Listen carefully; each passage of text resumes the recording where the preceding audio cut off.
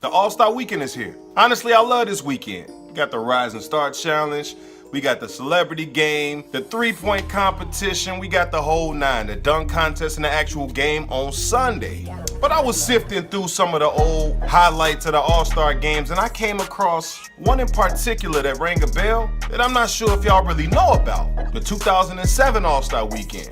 It was hella crazy, man. If y'all don't know about it, pay attention, because I'm about to tell y'all what really happened. Let's talk about it. Drop my intro. It's killer raps, we got the hottest staff. In 03, I made a dynasty like Robert Kraft.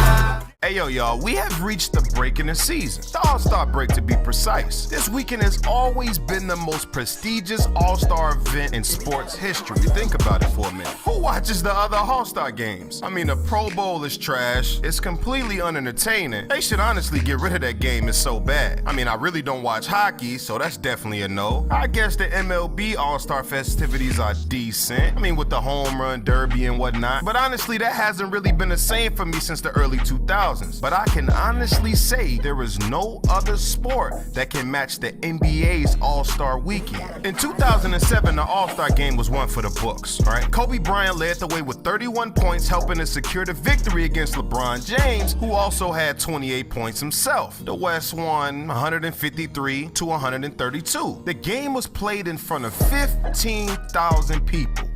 This event still holds the record for the highest ticket priced event in history, with the lowest price being $2,500 a seat. The main reason probably being because it was in Las Vegas. But in my opinion, truth be told, ain't nothing that serious to pay that big of an amount, y'all. I mean, you gotta be the rich of the rich. But Gerald Green would take home the slam dunk champion after beating these high flyers Nate Robinson and Dwight Howard. And y'all remember when Charles Barkley raced that old ass ref? Yeah, that was in this All-Star Weekend too. I mean, just look at this. That was funny as hell. But even as good as the All-Star Weekend usually is, this one in 2007 was something that will never be forgotten, and it doesn't even have anything to do with the actual game. On August 5th, 2005, NBA Commissioner at the time, David Stern, would announce that the All-Star Weekend would be held in a non-basketball city for the first time in NBA history, of course being Las Vegas. Vegas was always thought of as one of the most popular destinations for its own basketball team, so this would be a good example to see how people would react and how the turnout would be during this weekend. But things didn't quite turn out the way that they expected. The environment was super crowded, people were labeled rude and obnoxious throughout the entire weekend, and various crimes were committed. I had almost walked out the front door basically and almost got shot. They started shooting at the front door, so I ran inside and hid under like a table. Police officers aren't the only ones tallying up the problems from this weekend. Las Vegas business owners and residents were surprised by some of the NBA fans who were described as a New Year's Eve crowd without manners. Between 12 o'clock p.m. Thursday and early morning Monday, 362 people were booked in the Clark County Detention Center. That's not even including the 400 more routine arrests cops made in a 48-hour span. 140 people were arrested on fugitive warrants, some of which stem from fights and even shootings. Speaking of shootings, this whole thing seemed to start off because of a woman who fired her pistol off in the air near the Bellagio Hotel on the Las Vegas Strip. This eventually led to multiple others following suit and firing a gun off in the air too. During that weekend, Saturday night, shots were fired in front of the Stardust Hotel and a man was hit several times in the stomach. There was even an incident that kicked off at the Minx Gentlemen's Club where rapper Nelly showed up. I'm pretty sure everybody know Nelly. E-I-E-I, yeah. But my man's had some racks on him, and he did what you're supposed to do when you come to the strip club. He threw some of them dollars. But his dollars and our dollars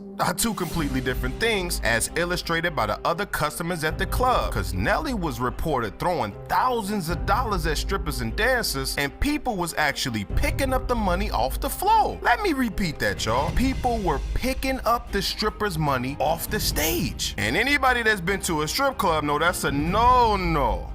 You don't do that. But anyways, that would lead to a fight popping off outside the club, which unfortunately led to 3 people getting shot because of it. What's crazy is restaurants was closing down because of all the drama the NBA brought with the All-Star weekend. Players and staffs were quoted saying they didn't even feel safe being in Vegas during that weekend. Walking the strip was completely out of the question. Numerous fights and shootings broke out that weekend that left Vegas questioning if they even wanted an NBA franchise in their city. After that weekend was over, Commissioner David Stern stated that All-Star Weekend will never be in a non-basketball city again. He apologized for the actions of the fans and the visitors and promised that this would never happen again, of course. And this is definitely a weekend that the NBA wants us to forget. But I guess that cliche is right. What happens in Vegas stays in Vegas. But anyways, that's pretty much all I got for you guys. Please leave a like if you enjoyed this video. Also subscribe to the channel if you love sports the way that I do. Man, that 2007 weekend was crazy. 12 years ago, I can honestly say that the NBA kept their promise and hasn't been in a non-basketball city anymore. But to be real talk, man, we gotta do better as a community, man, because most of those people involved in those shootings and fights were African Americans, and us as a community, we gotta do right by ourselves, man. We gotta set an example for these kids and continue to make the future bright for us as a community as a whole, man. But anyways, it's been a doozy, y'all, and as always, OG out.